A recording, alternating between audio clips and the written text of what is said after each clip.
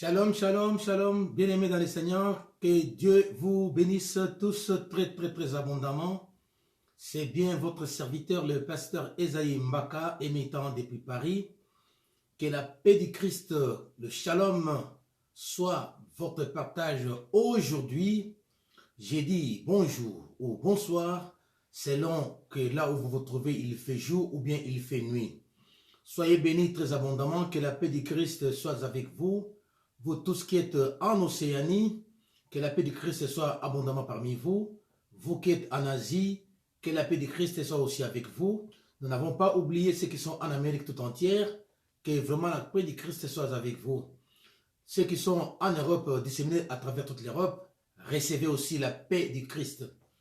Vous qui êtes en Afrique, recevez encore et encore la paix du Christ.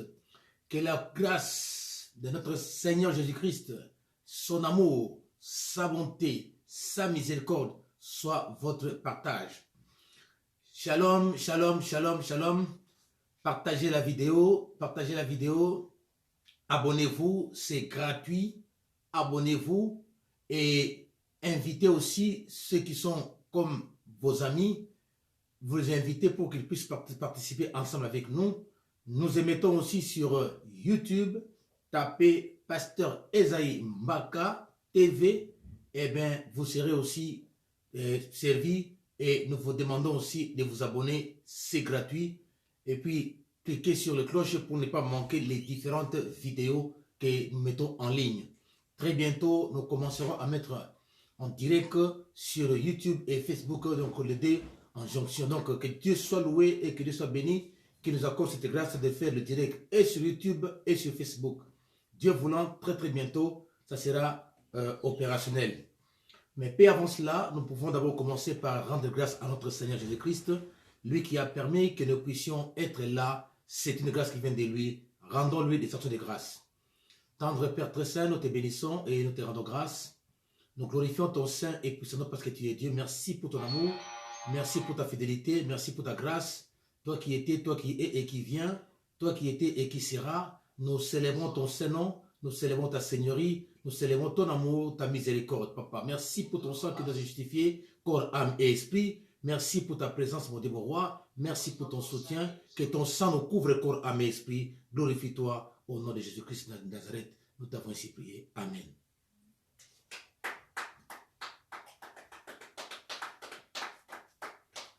Oui, bien-aimés.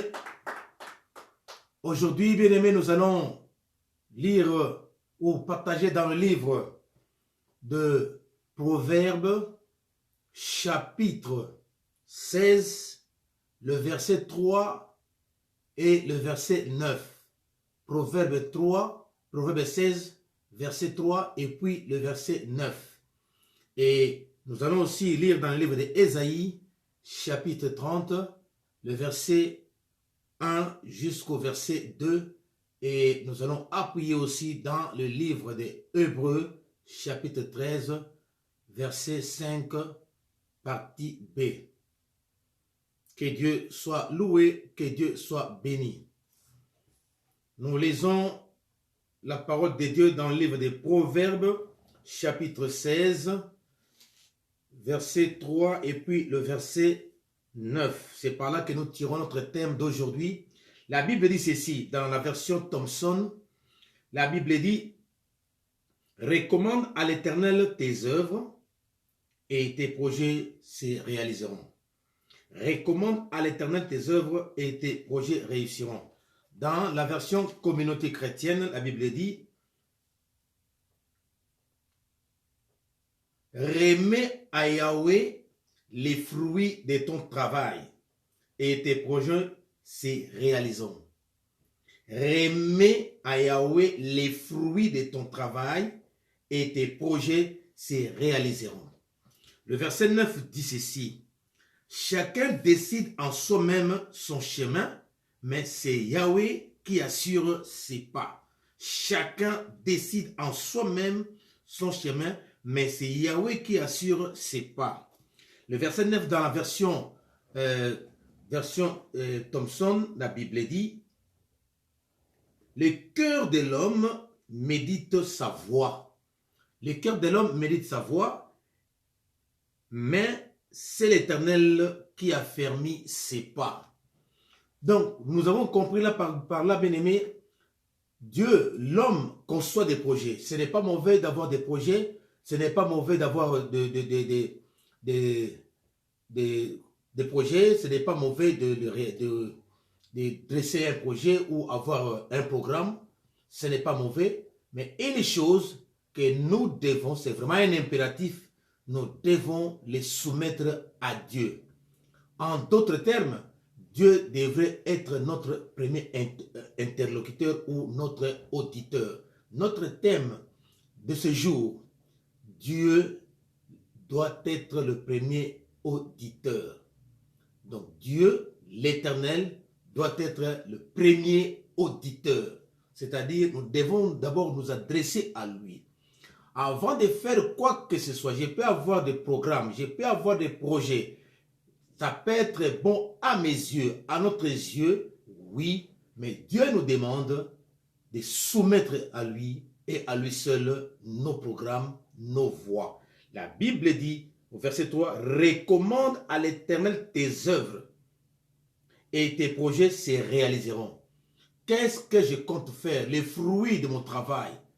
J'ai travaillé, je viens de recevoir quelque chose, la rémunération. Ayant la rémunération, eh bien, l'homme commence à faire des projets. Ce n'est pas mauvais de faire des projets, mais la meilleure des choses, ayant reçu la rémunération, c'est une bonne chose, car la Bible dit, c'est par la sueur de ton front que tu mangeras. Alors, ayant reçu la rémunération, ça peut être une rémunération en nature, donc à ceux qui font l'agriculture. Ça peut aussi une rémunération salariale, c'est-à-dire que quelqu'un a travaillé, à la fin du mois, on le glisse le salaire, c'est-à-dire les espèces. Ça peut être une œuvre qu'on a fabriquée et on met en vente, on reçoit un salaire après. Donc, tout cela, ayant reçu le salaire ou la rémunération, nous sommes parfois butés à des problèmes, où nous avons parfois des idées, où nous avons parfois des projets. Ce n'est pas mauvais, mais Dieu nous demande, Dieu nous recommande que nous puissions lui remettre nos projets pour que nos projets puissent réussir. Si nous avons des projets et que nous ne les soumettons pas, très souvent, nous encaissons, nous escomptons, bien aimés, les échecs. Et pourtant, notre Dieu est un Dieu de réussite, un Dieu qui est là pour que nous puissions réussir, pour que nous puissions aller de succès en succès, de victoire en victoire, de perfectionnement en perfectionnement. Donc, Dieu voudrait que nous puissions nous associer à lui, à tout ce que nous avons comme résolution, à tout ce que nous avons comme projet. Il nous a appelés, il nous a rétablis, c'est bien. Nous avons travaillé, il nous a donné la force, c'est bien. On a été dans les affaires, ça a marché, c'est bien. Mais si nous avons des projets, si nous avons bien aimé des programmes, eh bien, Dieu nous demande et nous conseille de les soumettre, tout cela. C'est pourquoi il dit dans sa parole, il dit, remets à Yahweh les fruits de ton travail et tes projets se réaliseront. On a travaillé, on a eu de la peine, le résultat est là, le résultat étant positif, c'est-à-dire il y a un salaire, il y a un bénéfice. Alors, ayant les bénéfices, Dieu voudrait que nous puissions lui soumettre nos projets. Je disais tout à l'heure, avoir des projets, ce n'est pas un péché, ce n'est pas mauvais. Mais c'est que Dieu veut que nous puissions lui remettre nos projets, lui soumettre nos projets. Ça peut être un projet d'affaires, ça peut être un projet de travail, ça peut être un projet, bien aimé, je ne sais pas, de construction. Tout cela, Dieu voudrait assez que nous puissions lui soumettre nos projets. C'est important pour que nous puissions réussir. C'est pourquoi le verset 9 dit ceci. Le verset 9, la Bible dit, chacun décide en soi. Donc personnel, donc ce sont des décisions personnelles. Chacun décide en soi son chemin. Quel chemin prendre? Quel projet prendre? N'est-ce pas? Mais c'est Yahweh qui assure ses pas. Donc, c'est l'Éternel qui a fermé nos pas. Pour que Dieu puisse affermir nos pas, nous devons nous rabattre à lui. Nous devons nous remettre à lui. Nous devons nous soumettre à lui. Nous devons nous laisser à lui. Nous devons nous abandonner à lui. Si on le fait, le reste, c'est Dieu qui s'en occupera. Il ne ment jamais. Il n'est pas un fils de l'homme pour se repentir. Il est Dieu. C'est pourquoi nous devons nous remettre à lui. Quels sont nos projets? Présentons nos projets à notre Dieu. Donc, que Dieu soit notre premier interlocuteur. Que Dieu soit le premier auditeur. J'ai des choses à faire, donc je dois d'abord commencer par dire à mon Dieu. Je dois d'abord commencer par parler à mon Dieu. Parler à Dieu, c'est-à-dire lui présenter ce que j'ai comme besoin, comme souci, comme projet. Qu'il soit notre premier auditeur. Avant de dire à ton mari, avant de dire à ta femme, avant de dire à tes parents, ce n'est pas mauvais avant de dire à tes amis et connaissances, je ne sais pas qui, ce n'est pas mauvais, mais commence d'abord par dire à ton Dieu, Seigneur, Père éternel, voici ce que j'ai comme résolution, voici ce que j'ai comme projet, voilà ce que j'ai comme programme, voilà ce que j'ai comme plan. Que dis-tu, Seigneur? Je me remets à toi. Je m'abandonne à toi. Je me laisse à toi. Le reste, lui seul s'en occupera. Bien-aimé dans le Seigneur, voyons dans le livre d'Ésaïe, Ésaïe 60, qu'est-ce qu'il nous dit? Pourquoi il nous dit cela? Ésaïe 30, versets 1 à 2. Ésaïe chapitre 30, versets 1 à 2. Malheur aux fils rebelles. Malheur aux fils rebelles. Les fils rebelles ici, ceux qui ne suivent pas la voie de l'Éternel, ceux qui ne glorifient pas les noms de l'Éternel, ceux qui se détachent de Dieu, ceux qui ne veulent pas se soumettre à Dieu, ceux qui ne veulent pas obéir à ses voies et à ses commandements. Il dit, malheur aux fils rebelles. Ils tiennent conseil sans moi, ils décident sans moi, ils prennent des programmes sans moi, ils décident sans moi, ils tiennent conseil sans moi et contractent des alliances sans mon esprit. Donc, sans le Saint-Esprit, on n'interroge même pas le Saint-Esprit. On ne demande même pas les directives du Saint-Esprit. La Bible dit ceci.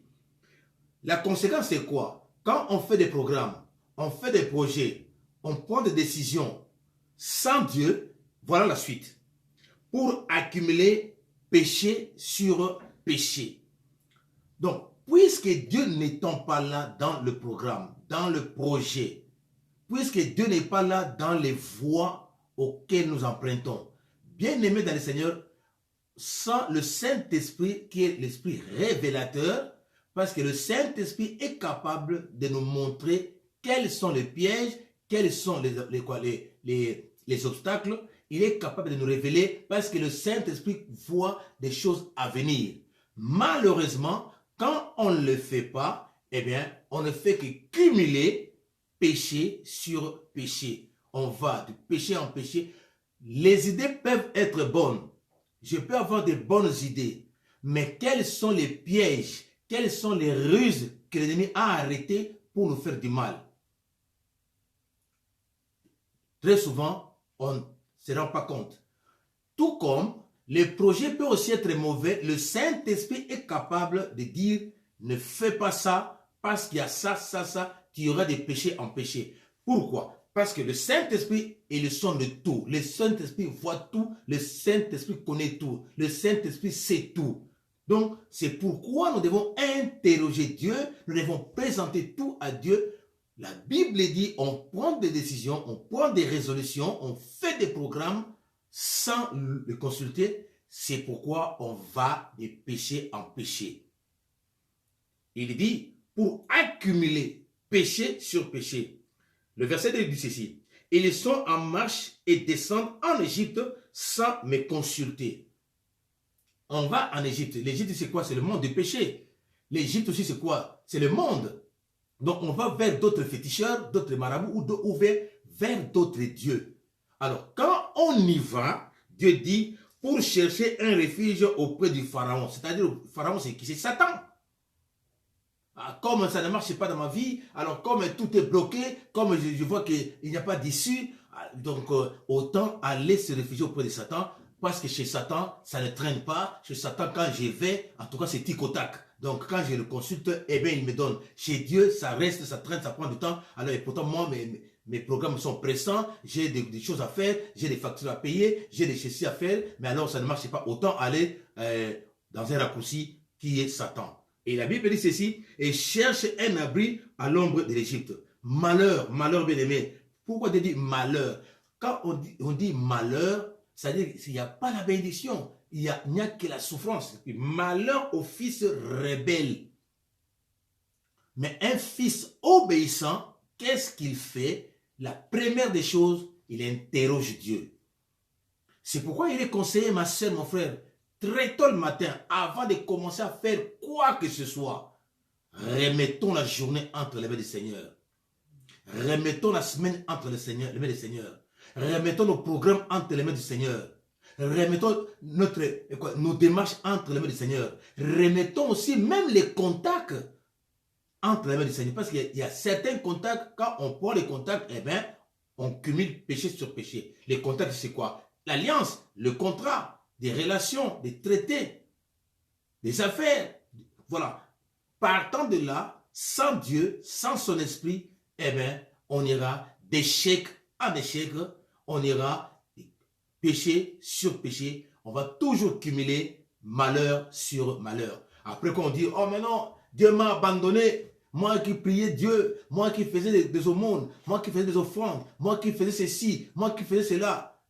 La Bible dit quoi? Dieu n'abandonne personne, il ne délaisse personne. Mais les problèmes, le contact avec d'autres, sans Dieu, on va faire des programmes. On cherche un mari sans Dieu. On cherche une femme sans Dieu. On cherche la maternité sans Dieu. On cherche des relations sans Dieu. On cherche à faire des affaires sans Dieu. La personne avec qui tu fais les affaires, est-ce que tu connais son état d'âme?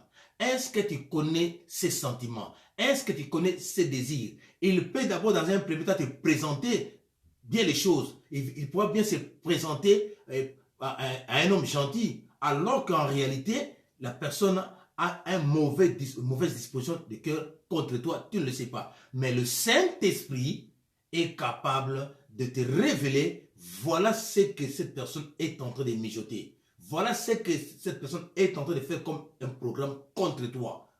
Le Saint-Esprit est capable de nous révéler, de nous dire, pas avec cet homme, pas avec cette femme, pas avec ce groupe, pas avec celui-là. C'est comme Saül.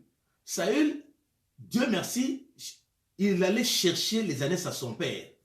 Dans 1 Samuel 9 et puis 1 Samuel 10. Il allait chercher les années à son père. Il a cherché sans Dieu, il n'a pas trouvé. Mais du moment où il a intervenu Dieu, Dieu lui a montré ce qu'il fallait faire. Dieu lui a dit, tout ce que tu cherches est déjà retrouvé. La preuve, il est allé voir Samuel. Après quoi Samuel lui dira, voilà ce que Dieu m'a dit. Voilà. On lui a montré. Parce qu'il a consulté Dieu et Dieu s'est révélé, Dieu s'est manifesté. Alors, vous voyez qu'il cherchait les années à son père sans Dieu. C'est par là que nous les hommes, nous cherchons parfois des solutions sans Dieu. Et bien, c'est pourquoi nous allons des péchés en péché. Dieu merci. Saül était avec son serviteur qui, je dirais, connaissait Dieu. Parce qu'il a dit, je connais un homme de Dieu. Tout ce qu'il dit ne manque pas d'arriver. Allons les consulter. Il nous dira, il nous montrera le chemin. Ils sont partis, ils ont eu quelque cause. C'est pourquoi la Bible dit, on fait des choses sans Dieu. On fait des alliances sans Dieu. On fait des relations sans Dieu. Donc, en le faisant, on ne fait que cumuler péché sur péché et malheur sur malheur qui va s'abattre sur nous. Pourquoi? Dieu n'est pas là. Pourquoi? Le Saint-Esprit n'est pas là. Et d'ailleurs, si vous voyez l'histoire de Saül, je reviens sur ça, Samuel a dit à Saül, à Gibéa Elohim, tu n'entreras pas, parce que c'est une garnison des Philistins. Donc Dieu connaît l'état d'âme des personnes qu'on peut côtoyer. Dieu connaît l'état d'âme des personnes qu'on veut monter les affaires. Dieu connaît l'état d'âme des personnes qu'on veut s'associer. Si on interroge Dieu en esprit et en vérité, Dieu dira, mon fils, ma fille n'y va pas. Pourquoi? Ça sera un malheur pour toi. Mais très souvent, on y va, ce n'est que lorsqu'on aura les résultats négatifs, c'est alors qu'on commence maintenant à combattre Dieu, c'est alors maintenant on commence à dire que Dieu est mauvais, Dieu est méchant. Quand tu as entrepris telle démarche, tu avais consulté Dieu. Et maintenant ça ne marche pas, on commence maintenant à condamner Dieu. Voilà. Dieu est bon, il est tellement bon, il dit, malheur aux fils rebelles, oracle de l'Éternel, c'est-à-dire ainsi de l'Éternel, ils tiennent conseil sans moi et contractent des alliances sans mon esprit. Tu veux faire l'alliance avec un homme ou avec une femme, consulte l'Éternel, parle avec ton Dieu. Il te montrera, il te dira ce qu'il faut exactement faire. Il te dira, mon fils, ma fille, voilà ce qu'il faut faire. Tu vas faire ceci, tu vas faire cela.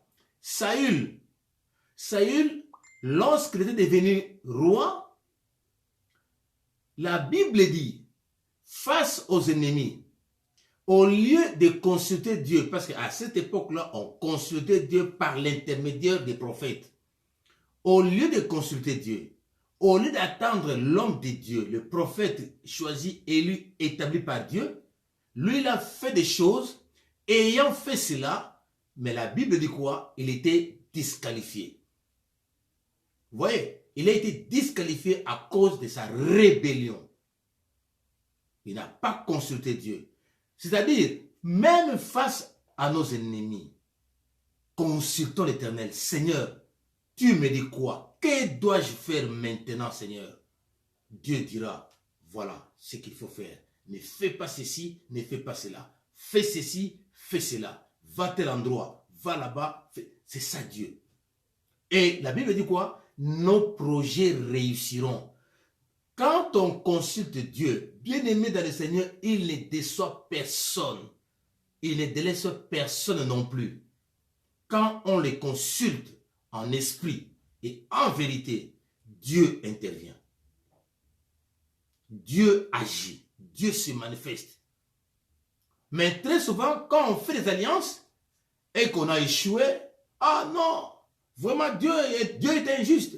Voilà, Dieu m'a abandonné. Voilà, en tout cas, je ne vais même plus prier. Et il y a des ceux-là qui donnent même des délais à Dieu. Dieu, moi en tout cas, d'ici décembre, si je n'obtiens pas telle chose, en tout cas, je t'abandonnerai. Ah bon? Dieu sait peut-être pourquoi il garde le silence. Bien aimé, le silence, ça peut aussi être une réponse de l'Éternel. Le silence, c'est le monde de Dieu. Le silence aussi peut être une réponse. Très souvent, nous oublions cela. On pose le problème à Dieu, on pose la question à Dieu, et qu'il n'y a pas de réponse. Attends, la Bible dit quoi? Même si cela tarde, attends, ça s'accomplira certainement. Dieu ne ment pas. Et beaucoup de gens attendent que non, il faut qu'il y ait vraiment une voix audible, ou bien il faut que je dors, comme ça j'ai une révélation, il faut bien qu'on vienne me bombarder une prophétie, c'est alors que Dieu va répondre. Dieu peut répondre de par le silence. Et il sait comment il va intervenir. Quand, où, devant qui. Dieu peut envoyer son ange, c'est-à-dire son serviteur, pour venir te dire, mon fils, ma fille, voilà ce que Dieu m'a dit. Et pourtant, tu n'étais pas en contact avec la personne. Et toi, tu as prié, tu as parlé à ton Dieu, et la réponse vient de très loin. C'est ça Dieu. C'est ça Dieu. Donc, Dieu est Dieu, il ne se répand pas. Il ne ment jamais. Il est Dieu. Mais ce que nous devons faire, le consulter. Ce que nous devons faire, être fidèles, parce qu'il est fidèle. Mais la Bible dit, malheur aux fils rebelles. Donc, les rebelles, ce sont des infidèles. Les rebelles, ce sont des personnes qui n'obéissent pas à Dieu. Les rebelles, ce sont des personnes qui font en sorte que ce qui a été établi, ils sont contre ce qui a été établi ou contre les normes. C'est ça un rebelle. Dieu dit de les consulter. Il faut les consulter. Dieu dit de soumettre nos projets à l'Éternel. Dieu dit de faire des choses avec son esprit. Qu'est-ce qui nous demande de si grave? Mais qu'est-ce qu'on voit? Lorsqu'on va chez les féticheurs, là, la Bible dit, et ils tiennent conseil sans moi et contractent des alliances sans mon esprit pour accumuler péché sur péché. Et ils sont en marche. Ils partent. Ils sont en marche et descendent en Égypte sans me consulter. On prend des résolutions, on prend des décisions, on prend des positions sans Dieu. Moi, je décide comme ça. Moi, quand je décide, ça reste comme ça. Advienne que pourra. Ah! Et c'est par là que viennent les échecs. Et c'est par là que viennent, bien aimés, des déceptions. Dieu dit, vous allez cumuler péché sur péché. Je peux aller très loin. C'est pour cumuler échec sur échec. Déception sur déception. Pourquoi? Parce que Dieu n'a pas été associé à ton projet. Dieu n'a pas été associé à ce que tu fais. La Bible dit ceci, bien aimé, verset 9 du livre des Proverbes. La Bible dit, chacun décide en soi-même. Voilà le conseil. On tient conseil. On délibère en soi-même. Chacun tient conseil en soi-même, son chemin. Mais c'est Yahweh qui a fermé ses pas. C'est Dieu qui a fermé. C'est Dieu qui fait réussir. C'est Dieu qui accomplit. C'est Dieu qui fortifie. C'est Dieu qui intervient. Sans Dieu, nous ne sommes rien. Sans Dieu, nous ne pouvons rien non plus. C'est pourquoi nous devons associer Dieu. Nous devons, c'est un impératif. Nous devons associer Dieu pour tout ce que nous comptons faire. Frères et sœurs, c'est très important pour que nous puissions réussir. Nous sommes appelés à consulter l'Éternel. Nous sommes appelés à demander à Dieu les conseils. Dans cette version bien-aimée, chapitre 30, communauté chrétienne, la Bible dit, malheur aux fils rebelles d'Yahweh, ils font des projets. Ils font des projets, mais sans moi. Ils font des alliances que je n'ai pas inspirées. Ah, voilà cette version qui est encore un peu beaucoup plus claire. Donc, on fait des alliances que Dieu n'a pas inspirées. C'est pour dire que Dieu est capable de nous inspirer des projets, de nous inspirer des alliances, de nous inspirer des programmes, de nous inspirer des stratégies, de nous inspirer des manœuvres. Il est capable. Bien-aimé, après avoir reçu son salaire, après avoir fait des récoltes, ça dépend selon les activités. Après avoir reçu les produits de la production industrielle ou commerciale, je ne sais pas quoi, la première des choses qu'il faut faire, Seigneur, d'abord, je te dis grand merci. Merci parce que tu m'as donné la force de travailler. J'ai travaillé, j'ai un salaire. J'ai fait les affaires, j'ai maintenant le bénéfice. J'ai monté telle activité, voilà la récompense. Seigneur, je te dis merci. Et voilà, Seigneur, mon salaire, mes revenus, je te remets. Tu veux que je fasse quoi avec? Dieu va nous inspirer ce qu'il faut faire. Parfois, on fait des dépenses sans calcul. Parfois, on dépense sans calcul. La Bible dit, on les fait, ils font des alliances que je n'ai pas inspirées. Donc, le Saint-Esprit est hors tout cela. C'est pourquoi il faut commencer par demander à Dieu. D'abord, avant de demander, commence par remercier Dieu. Seigneur, merci pour le travail, la force que tu m'as donnée. Parce qu'il y en a qui n'ont pas la force de travail. Mais toi, Dieu t'a donné la force. Tu as travaillé à la fin du mois ou à la fin de l'année, selon les activités. Tu as maintenant un salaire. Seigneur, merci. Et ensuite, Seigneur, tu veux que je compte faire quoi avec ce que j'ai comme salaire? Mais moi, Seigneur, j'ai tel programme, j'ai tel projet. Tu me dis quoi? Dieu te dira, oui, fais-le. Dieu te dit, non, ne le fais pas. Dieu peut aussi dire, attends. Parce qu'il sait. Donc, il dit, malheur aux fils rebelles d'Yahweh, ils font des projets, mais sans moi. Donc, Dieu n'est pas présent du début jusqu'à la fin des projets, des programmes. Dieu n'est pas là. Il dit, ils font encore des alliances que je n'ai pas inspirées. Toi et moi, en tant qu'enfants de Dieu, serviteurs, servants de Dieu, nous sommes appelés à être inspirés par Dieu, nos programmes. Programme de voyage, programme d'affaires, programme de mariage, programme de travail, programme.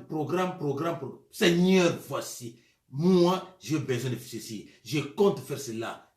Bien aimé, dans tout ce que nous faisons, nous sommes appelés à consulter Dieu. Nous sommes appelés à interroger Dieu parce qu'il doit être notre premier interlocuteur, ma soeur, mon frère.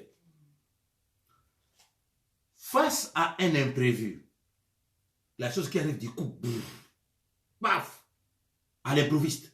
Bien aimé, donc il faut que Dieu soit notre premier interlocuteur. Une information qui tombe à pic comme ça, pouf, la première des choses, Seigneur, voilà ce qui vient d'arriver. Qu'est-ce que tu me dis? Que dois-je faire? Mais souvent, on est emballé par les émotions, on est emballé par les sentiments et parfois on agit mal. Pourquoi? Parce que Dieu n'a pas été interrogé. Même pour notre avenir, nous devons interroger Dieu. Seigneur, dans 5 ans, dans 10 ans, dans 15, 20 ans, qu'est-ce que tu voudrais que je fasse? Père, voilà l'avenir devant moi. Tu me dis quoi? Est-ce que nous soumettons à notre Dieu nos projets de court terme, de moyen terme et de long terme? Le projet de court terme, c'est de moins de 5 ans. Projet long terme, 5 ans. Donc, projet moyen terme, court terme, long terme. Nous sommes appelés à demander à notre Dieu. Très court terme, c'est-à-dire moins de 3 ans. Long terme, 3 à 5 ans. Long terme, donc c'est ça. Seigneur, dans 3 ans, dans 5 ans, dans 10 ans, dans 15 ans, dans 20 ans, tu me dis quoi? Seigneur, pour mes enfants, tu me dis quoi? Ah oui, ça aussi, il faut demander à Dieu. Seigneur, pour mon fils, Seigneur, pour ma fille, tu dis quoi? Qu'il fasse quoi ou qu'elle fasse quoi? Seigneur, mais moi j'ai besoin qu'elle devienne avocat. Moi j'ai besoin qu'il devienne médecin. Moi j'ai besoin... Seigneur, tu me dis quoi? Dieu peut dire, pour ton fils, voilà ce que j'ai tracé pour elle ou pour lui. Dieu est capable de le faire, ma soeur, mon frère. Alors, qu'est-ce qu'on doit encore soumettre à notre Dieu? Nos difficultés. Seigneur, voici telle difficulté. Tu me dis quoi, Seigneur? J'ai telle difficulté, j'ai tel problème. Seigneur, voici mes ennemis. Seigneur, voici on m'attaque à gauche, à droite. Seigneur, voici. Ce sont les difficultés. Est-ce que nous les soumettons aussi à notre Dieu? Nos problèmes, nos soucis. La Bible dit quoi? Soumettez à l'Éternel vos soucis, déchargez-lui vos fardeaux. C'est pourquoi nous sommes obligés, bien aimés, de donner à notre Seigneur nos difficultés. Bien aimé, Dieu doit être notre priorité. Il doit être notre priorité dans tout ce que nous comptons faire, dans tout ce que nous comptons dire, dans tout ce que nous comptons monter, affaires, projets, programmes. Notre priorité, bien aimé. Donc, quand on parle de la priorité, c'est-à-dire qu'il y a des choses secondaires. Alors lui ne peut pas être secondaire. Mais très souvent, nous prenons notre Dieu en second plan. Et très souvent, lorsqu'on est buté à un problème, c'est alors qu'on vient maintenant interroger Dieu. Quand on est buté à un mur, c'est alors maintenant qu'on vient interroger Dieu. Et pourtant, Dieu devrait être le premier auditeur, notre priorité. Si on le faisait, bien aimé, on aura moins d'échecs, on aura moins de problèmes, moins de difficultés. Un vrai enfant, un enfant qui écoute ses parents, avant de faire quoi que ce soit, doit demander la permission ou l'autorisation de ses parents. Un enfant docile, c'est ce qu'il fait. Et si toi et moi, on se dit qu'on est docile, c'est ce qu'il faut faire devant notre Dieu qui est le Père de tous. C'est très important, ma soeur, c'est très important, mon frère. Donc, face aux difficultés, face aux choses incertaines. Donc, bien aimé, nous sommes appelés à être toujours et toujours avec notre Dieu. Il n'abandonne personne, il ne délaisse personne non plus.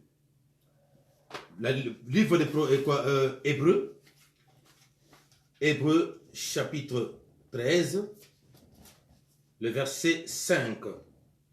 J'ai lu tous les versets, mais le verset qui nous intéresse, c'est la dernière partie. Verset 5 dit ceci: que votre conduite ne soit pas inspirée par l'amour de l'argent. Ah, par l'amour de l'argent, contentez-vous de vos biens actuels, car Dieu lui-même a dit: je ne te délaisserai point, ni t'abandonnerai pas. Donc, il avait dit dans le livre de Deutéronome, Deutéronome chapitre 31, il avait dit: je ne te délaisserai pas, je ne t'abandonnerai pas non plus. Et il a répété ça maintenant, c'est pourquoi il a dit: Dieu avait dit. Donc, je ne te délaisserai pas et je ne t'abandonnerai pas. Bien aimé, si on soumet à l'Éternel nos projets, si on soumet à l'Éternel nos difficultés, si on soumet à l'Éternel, bien aimé, ce que nous avons comme désir, bien aimé, il ne va pas nous abandonner, même si les imprévus arrivaient, même si les difficultés arrivaient, il nous enverrait une solution pour surmonter l'obstacle. Et il nous donnera le moyen de surmonter la barrière. Il est Dieu. C'est pourquoi il dit, c'est-à-dire qu'il ne va pas nous abandonner, c'est-à-dire face à des difficultés, face à des problèmes, face à des blocages. C'est pourquoi il dit: je ne t'abandonnerai pas. Je ne te délaisserai pas non plus. Parce que tu es à lui, parce que tu lui fais confiance, parce que tu te soumets à lui, parce que tu t'abandonnes à lui, parce que tu lui présentes ce que tu as comme projet, ce que tu as comme programme, ce que tu as comme difficulté, ce que tu as comme maladie. Seigneur, voici cette maladie. Tu me dis quoi? Voici tel est difficile. Seigneur, qu'est-ce que tu me dis? Dieu est capable. Notre papa, notre pasteur responsable avait dit, avec notre maman père son âme, maman, elle était une femme qui n'écoutait pas, qui n'aimait pas du tout les choses de Dieu. Elle n'en voulait même pas. Et papa a interrogé Dieu: Seigneur, tu m'as donné cette femme, mais regarde comment est-ce qu'elle se comporte. Dieu lui a dit: pour elle, c'est mon affaire. Pour elle, je vais travailler d'abord pour son cœur. Et chemin faisant, 14 années après, maman s'est convertie. Et tout ça, c'était quoi? Dieu préparait le cœur de son serviteur, notre pasteur. Dieu travaillait son cœur pour avoir un cœur grand, un cœur capable de supporter même les caprices. Donc, il est passé dans une école au travers de sa femme. Vous voyez Dieu? Donc, il a soumis à l'Éternel son problème. Il a soumis à l'Éternel ce qu'il avait comme préoccupation. Il a soumis à l'Éternel ce qu'il avait comme souci. Et Dieu étant Dieu, lui a passé dans une école de formation. La capacité de supporter même les insupportables. Et aujourd'hui, notre Père, il supporte même l'insupportable. C'est ce que Dieu veut. Face à l'imprévu, face, bien aimé, aux difficultés, face au programme, n'allons pas en Égypte. C'est-à-dire, n'allons pas vers les hommes. Peut-être qu'ils vont nous enfoncer. C'est pourquoi la Bible dit, on va cumuler péché sur péché. Parce que lorsque vous allez chez les hommes, ils vont vous enfoncer pour que tu puisses alors commettre péché sur péché. Si Dieu ne t'inspire pas d'aller voir tel frère ou telle sœur, n'y va pas. Sinon, tu vas accumuler péché sur péché. Rébellion sur rébellion. Est-ce que je parle à quelqu'un? L'Égypte, ce n'est pas seulement le monde des ténèbres, mais ça peut aussi être les hommes et surtout ceux qui ne craignent pas l'Éternel. Et c'est ça. Donc, parce que ces personnes-là vont nous donner des mauvais conseils pour aller encore dans le trou. Cet homme-là, cette femme-là est dans le ténèbre, est dans un trou. Qu'est-ce qu'il va faire? Mais il va te tirer aussi dans le trou pour que vous soyez ensemble de la même manière. C'est ce que parfois nous ne comprenons pas. Avec qui nous côtoyons? Avec qui nous nous associons? Peut-être la personne déjà sait que son avenir est incertain, son avenir, déjà, il y a déjà l'ombre, c'est déjà le noir. Alors la personne chercherait aussi à ce que tu sois aussi comme elle. Parfois, nous ne comprenons pas. Que Dieu nous inspire aussi les personnes que nous devons côtoyer, les personnes avec qui nous devons partager nos souffrances, nos peines, nos douleurs. Parce que Dieu veut que nous puissions aussi nous soutenir mutuellement. Mais avec qui? Interrogeons Dieu. Dieu nous parlera. Sinon, nous irons de péché sur péché. Nous irons échec en échec, déception sur déception, destruction sur destruction. Et après, on dira, oh non, mais Dieu est méchant. Et à telle enseigne qu'on pourrait même dire que Dieu n'existait pas. Il y en a qui pourront même dire, il y en a qui ont dit, parce que face à des difficultés, face à des problèmes après problèmes, les gens se sont payés le luxe de dire, Dieu n'existait pas. Il y en a, oui, qui disent Dieu n'existait pas. Et pourtant, Dieu existe, ma soeur, mon frère. Dieu, quand nous les consultons, eh bien, il nous donne toujours la réponse satisfaisante. Dieu étant Dieu, bien-aimé, il nous donne toujours la réponse satisfaisante. Quand on consulte l'Éternel, eh bien, il se manifeste.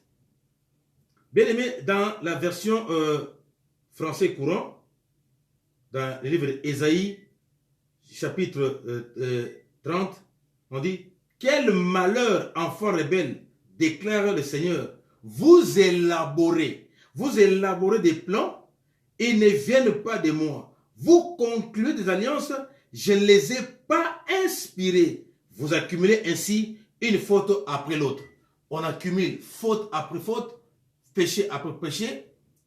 Alors après qu'on dit, oh voilà, Dieu ne m'aime pas, Dieu m'a abandonné. Si Dieu existait, pourquoi tel problème était arrivé? Alors où était Dieu lorsque j'étais dans tel problème? La question, tu poses où était Dieu, mais la question c'est quoi? Est-ce que tu avais comme d'abord interrogé Dieu avant qu'il ne puisse entreprendre telle démarche? C'est pourquoi vous voyez parfois, on monte une entreprise, après un temps, ça capote, se détruit, on tombe en faillite. Peut-être que ton associé était déjà une porte de l'échec. Ou bien la personne était prêt à te détruire. Lui, il a déjà beaucoup de moyens, il s'associe à toi avec le peu que tu as, mais dans l'objectif que tu sois anéanti afin que lui continue à faire ses affaires. Il y en a qui sont comme ça, il y en a qui sont des stratèges ainsi. Beaucoup sont des grands stratèges. Donc, il investit, non pas pour gagner le profit, mais il investit pour te détruire. Tu vois, il fait sortir l'argent. Vous vous associez à lui, mais la personne fait en sorte que tu ne puisses pas progresser. Lui-même ayant investi, mais il fait en sorte que tu ne puisses pas progresser afin que lui continue à avancer. Voilà ma soeur, voilà mon frère, c'est très important. Dieu a permis que nous puissions partager ces choses pour que nous puissions faire très attention afin d'éviter l'échec et surtout de ne pas taxer notre Dieu d'ingrat ou de méchant. Que notre Seigneur, le Dieu créateur de l'univers, qu'il soit notre premier auditeur, qu'il soit notre premier interlocuteur, qu'il soit notre priorité des priorités. Qu'il soit vraiment notre priorité dans tout ce que nous comptons faire, dans tout ce que nous comptons agir, dans toutes nos démarches, dans tous nos projets, peu importe l'alliance. Seigneur, voici ma fille qui a grandi. Maintenant, Seigneur, elle a l'âge de se marier. Seigneur, qu'elle se marie avec qui? Dieu est capable de guider ta fille. Seigneur, voici mon fils à tel âge pour le mariage. La Bible dit l'homme quittera son père et sa mère. Alors, il va maintenant nous quitter. Seigneur, qu'il embrasse une femme qui va l'aider. Comme la Bible dit, il va trouver une aide semblable. Si on le fait, bien-aimé, on ne sera pas déçu. Mais est-ce qu'on le fait? Est-ce qu'on prie? Est-ce qu'on présente à Dieu même les projets de mariage pour nos enfants? Même pour leur travail? C'est ça, bien-aimé. Rectifions les tirs. Revenons dans les bons sens pour que nous ne puissions pas pleurer après demain matin. Dieu étant Dieu, Dieu étant bon, voilà ma soeur, voilà mon frère, que Dieu soit loué, Que Dieu soit béni, que Dieu soit glorifié pour tout ce qu'il vient de nous dire.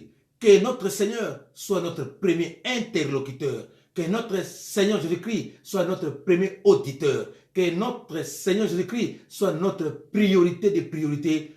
Que ce soit dans les bonheurs, dans le malheur, dans les difficultés, que ce soit dans les projets, que ce soit dans les alliances, bien-aimés, que ce soit même dans les décisions ou les positions que nous devons prendre, qu'il soit notre premier interlocuteur. Interrogeons Dieu. Dieu parle. La Bible dit dans le livre de Job 33, 14 à 18, il parle tantôt d'une manière, tantôt d'une autre. Tout cela dans l'objectif de nous épargner du mal. Tout cela, c'est pour notre bien. Dieu parle toujours pour notre bien. Il parle d'une manière ou d'une autre. Et il parlera de toute façon. L'objectif, c'est pour nous épargner du gouffre. C'est pour nous épargner du trou. C'est pour nous épargner des pièges, ma soeur, mon frère. Interrogeons Dieu. Posons-lui des questions. Il est Dieu. Il écoute. Il dit d'ailleurs, ma main n'est pas courte pour sauver. Ésaïe 53. 59 plutôt. Premier verset. Ma main n'est pas courte pour sauver. Ni mon oreille trop dire pour ne pas entendre. Dieu entend.